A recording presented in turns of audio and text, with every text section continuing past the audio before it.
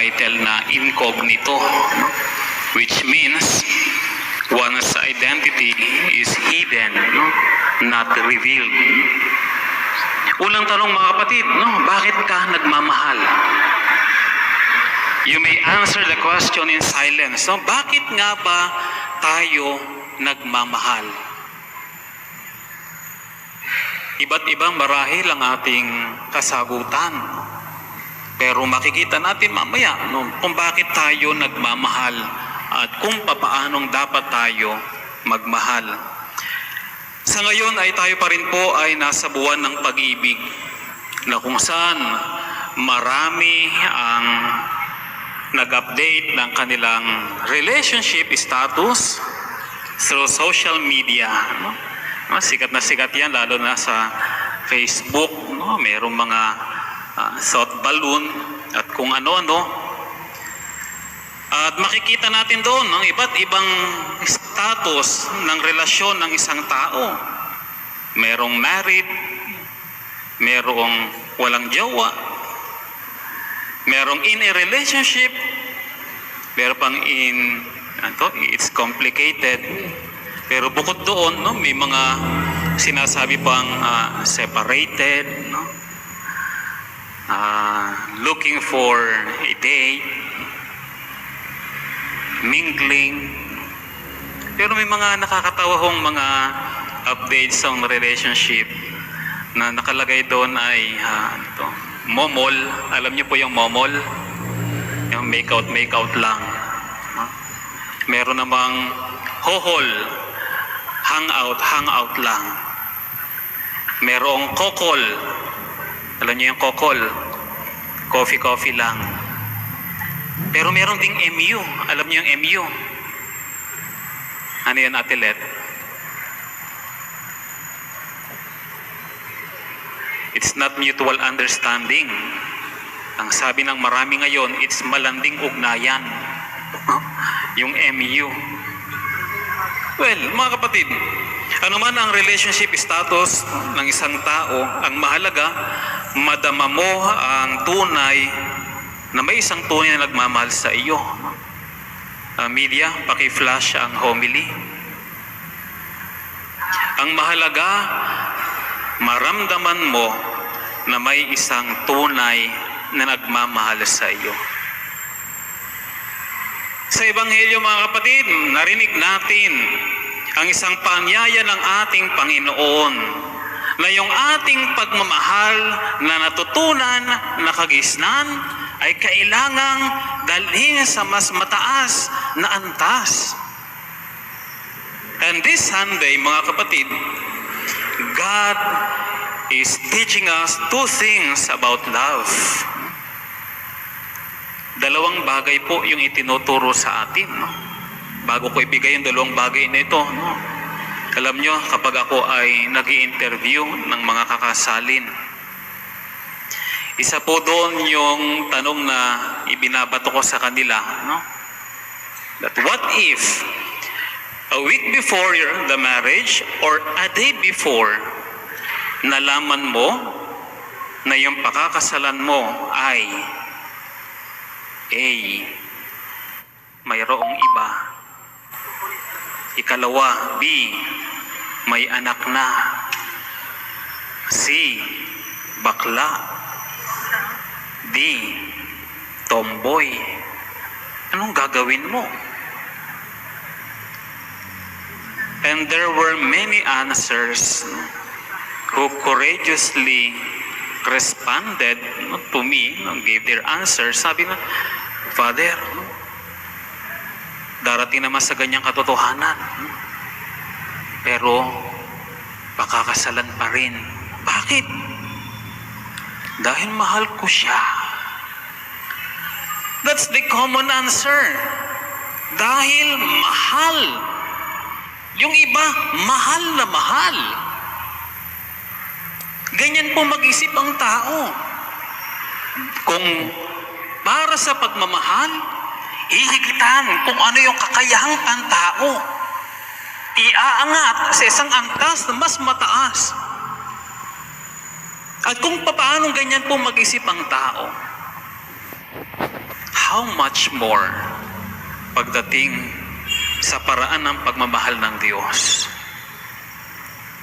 And so, God reminds us of two things about love. Una, ang pag-ibig ay hindi lang feeling yung pakiramdam, kundi willing.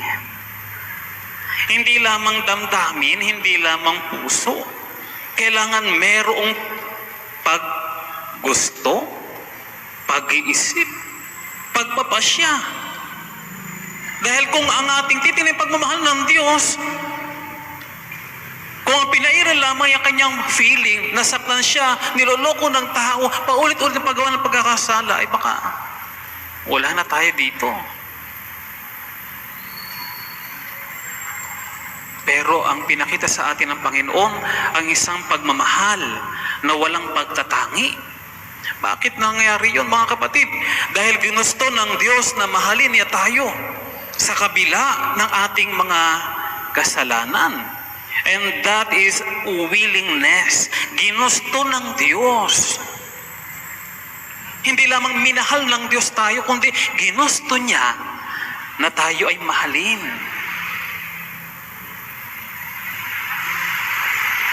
Yan po yung isang bagay na kulang ang tao, kulang tayo. Dahil kapag tayo nagmamahal, puro puso. Hinahayaan natin na magdikta ang puso. Yung ating willingness, no? Kapag nasaktan ka, tapos na. Kaya nga pagdating sa larangan ng pagpapatawad, ang sabihin natin na over my dead body. Hindi ko siya mapapatawad dahil sinaktan ang minamahal mo sa buhay. But if you want to forgive, magagawa mo naman. Kailangan ng willingness. Dahil ang pagmamahal ay hindi lamang feeling, kundi willing.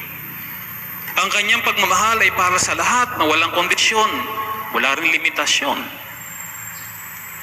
Kaya nga po, tunay at totoo, ang sinasabi ng isang awitin, maging sino ka man, maging sino man tayo, sa harap ng Diyos, hindi magbabago ang kanyang pagtingin, ang kanyang pagmamahal sa atin. Ganyan, magmahal ang Diyos. Love is not primarily a feeling or an instinct. Rather, it is the act of willing the good of the other. As other, yan po ang sabi ni Bishop Barron. So please be reminded, mga kapatid, you know how to love. Ang kailangan lang itaas natin sa mas mataas na antas. That our love is not just a feeling, but a willing. Ikalawa, ang pag-ibig ay hindi lang feeling. Ano yun? Yung una, feeling. Ikalawa, feeling. Hindi lang feeling, kundi welling. Ano pong ibig sabihin niyan, mga kapatid? If God the Father has given us His only begotten Son, and this Son gave Himself up on the cross, ikaw, ano ang kaya mong ibigay? Ano ang naibigay mo sa ating Panginoon?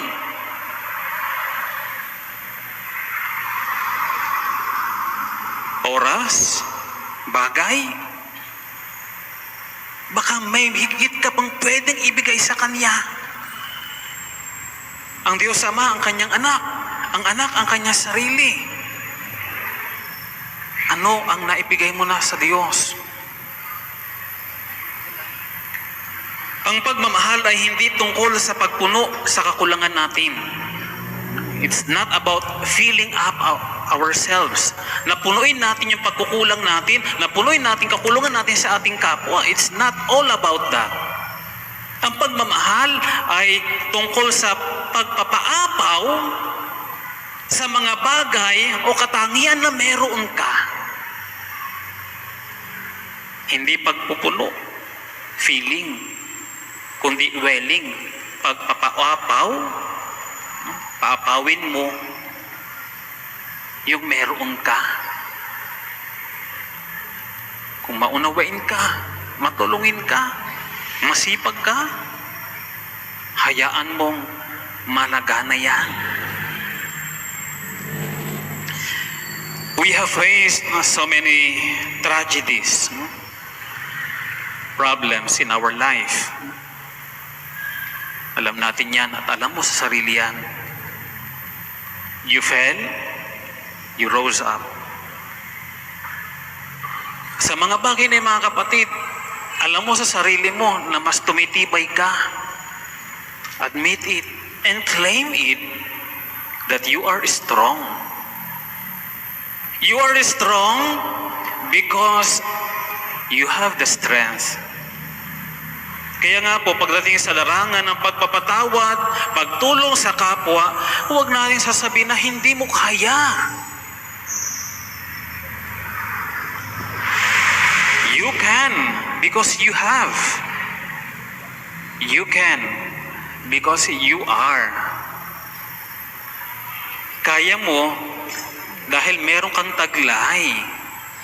Kaya mo dahil matibay ka. Dahil matatag ka.